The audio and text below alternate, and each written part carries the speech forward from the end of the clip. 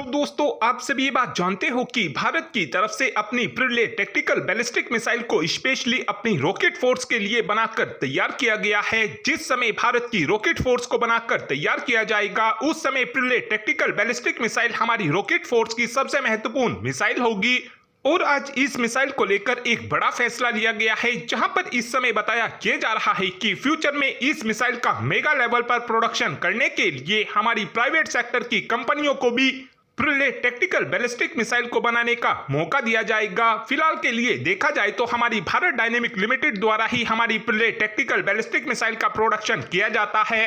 प्रिले tactical ballistic missile का इस्तेमाल करते हुए हम दुश्मन देश के radar station, command centre, airbase, logistic hub को एक ही झटके में तबाह कर सकते हैं। प्रिले टैक्टिकल बैलिस्टिक मिसाइल अग्नि सीरीज की मिसाइल और हमारे Pinaka multi barrel rocket launcher के बीच के गैप को फुलफिल करती है। फिलहाल के लिए देखा जाए तो हमारी सेना की तरफ से 370 प्रिले टैक्टिकल बैलिस्टिक मिसाइल की खरीद को मंजूरी दे दी गई है। सबसे पहले हमारी सेना की तरफ से 120 की संख्या में प्रिले टैक्टिकल बैलिस्टिक मिसाइल की खरीद का ऑर्डर दिया गया था, लेकिन बाद में हमारी सेना की तरफ से 250 की संख्या में इस मिसाइल को खरीदने का फैसला लिया गया है। यानी हमारी सेनाओं के पास अभी के लिए 370 की संख्या में प्रिले टैक्टिकल बैलिस्टिक मिसाइल होने वाली हैं। लेकिन फ्यूचर में जब भारत की तरफ से अपनी रॉकेट फोर्स को बनाकर तैयार कर लिया जाएगा, उसके बाद हमको 1000 के आसपास प्रिले टैक्टिकल बैलिस्टिक मिसाइल की खरीद को करना होगा, जिसके लिए अब भारत केवल बीडीएल के ऊपर ही डिपेंडेंट नहीं रहना चाहता है। हमारी प्रिले टैक्टिकल बैलिस्टिक मिसाइल के लिए पहले से ही हमारी एमएसएमई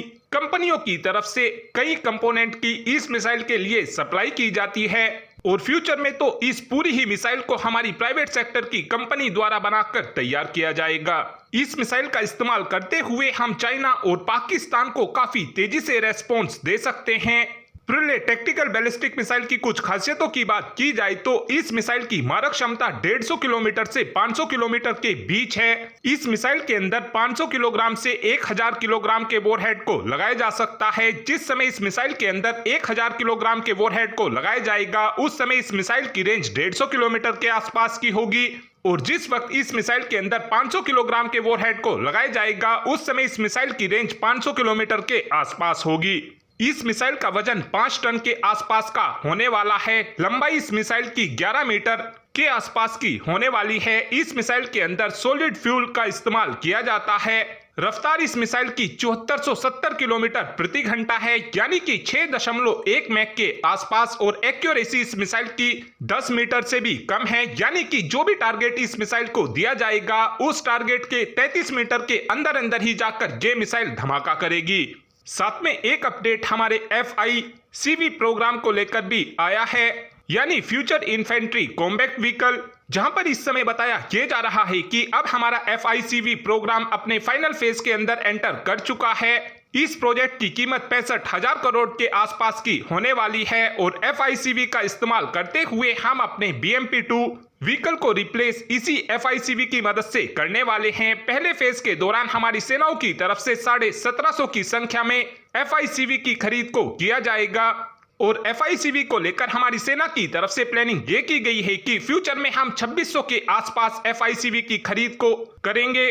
FICV को लेकर अब हमारी सेना ये चाहती है कि इस इन्फेंट्री कॉम्बैट व्हीकल के अंदर मजबूत से मजबूत आर्मर्ड को लगाया जाए, ताकि इस फ्यूचर इन्फेंट्री कॉम्बैट व्हीकल के ऊपर यदि किसी ड्रोन की मदद से हमला किया भी जाए तो ये व्हीकल काफी आसानी से उस इंपैक्ट को झेल सके। FICV के अंदर भारत की तरफ से ऑटो कैनन जो 30 mm की होगी, उसको भी FICV के ऊपर लगाया जाएगा। साथ में इस व्हीकल के ऊपर 7.62 mm की मशीन गन को भी लगाया जाएगा। साथ में इस व्हीकल के अंदर भारत की तरफ से modern anti tank guided missile को भी इंटीग्रेट किया जाएगा। इस व्हीकल को स्टैनएग 4 और स्टैनएग 5 लेवल की प्रोटेक्शन मिलेगी और अब हमारी AVNL की तरफ से ब्लास्ट प्रोटेक्शन और मॉडर्न आर्मर्ड की टेक्नोलॉजी को तैयार करने के लिए नई नई इंडस्ट्री को अपने साथ जोड़ा जा रहा है, ताकि हमारी सेना के FICV के लिए एक मजबूत से मजबूत आर्मर्ड को बनाकर तैयार किया जाए। जो ही हमारा FICV होगा, इसका वजन 20 टन से 21 टन के बीच होगा। इस वजन को हल्का इसलिए भी रखा जा रहा है ताकि आगे चलकर हम अपने ट्रांसपोर्ट एयरक्राफ्ट का इस्तेमाल करते हुए अपने FICV को एक जगह से दूसरी जगह पर काफी आसानी से पहुंचा सके। FICV को मेक 1 कैटेगरी के तहत बनाकर तैयार किया जा रहा है, यानी कि इस प्रोजेक्ट में हमारी गवर्नमेंट की तरफ से 70 से 80% फंडिंग को प्रोवाइड कराया जा रहा है।